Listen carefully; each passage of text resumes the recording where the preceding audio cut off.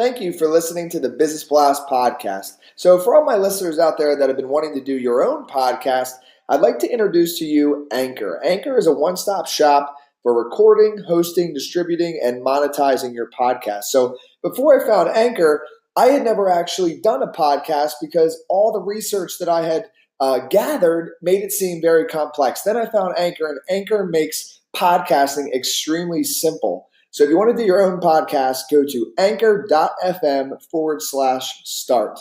I can't wait to hear your podcast. Welcome to the Business Blast podcast. I'm your host, Tyler Wagner. This episode is brought to you by Authors Unite. Authors Unite provides you with the support you need to finish your book. Best part is, after you finish your book, they take care of the entire publishing and marketing process 100% for you. So, if you want to become a successful author, make sure to check out authorsunite.com. Now, let's jump into the episode.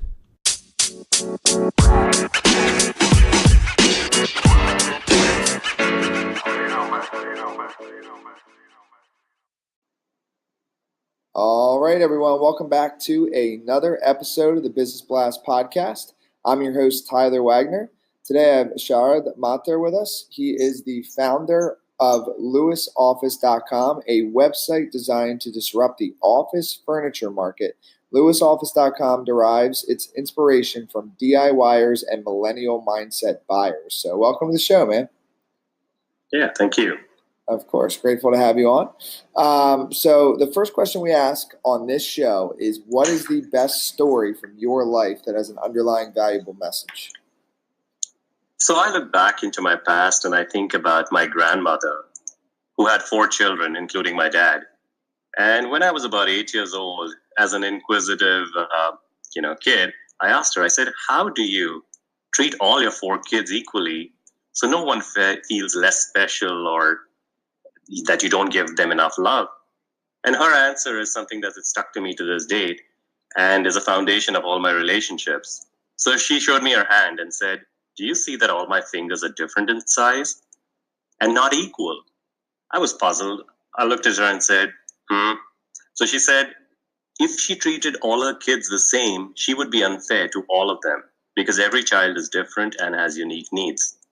So I've always maintained that treat friends and colleagues and customers in their unique ways, not the same. And I feel that's something that people do less and less of, and you should enjoy people and their differences. Mm-hmm. And then what is the most valuable piece of information we should know that's within your expertise or industry? I've been in the furniture industry for about 25 years. And when you think about buying office furniture, it's a complex business. It involves designers, dealers, manufacturers, project managers, installers, to name a few. It also, when you think about furniture, it has to be handled specially, and the buying process could take 12 to 20 weeks, depending on your space. So my role has always been to break down this complexity and provide a simple experience to the customer, hence the introduction of lewisoffice.com. It's always about simplicity, and if you can't get that, I don't think any business can really survive in today's world. And then what is your best piece of overall business advice, so not necessarily industry specific? I would always say keep it simple and start with the customer and always challenge the status quo. And I've always kept these 2 things in my head because if it's simple, people will get it. And if you keep challenging the status quo, you won't get lost in what we call an industrial mindset, which most of us get stuck in, and keep changing with this new world. And if you could give your younger self one piece of advice, what would that be?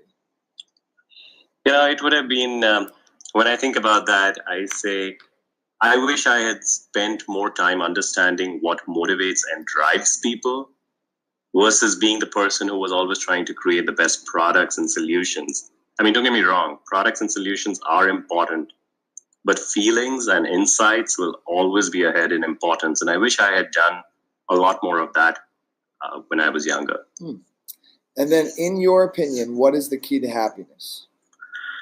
I would say the key to happiness is live in the moment and believe every minute that is given to you is precious. Don't waste it.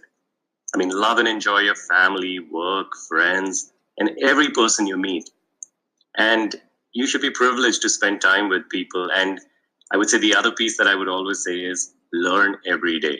I should not go to bed any single day when I say I did not learn something new. Yeah, I love that. And then what is the best book that you've read, and what was the number one thing you learned from that? So this was about 15 years ago when I was in my MBA program. There was this book called Alexis and the Olive Tree by Thomas Friedman.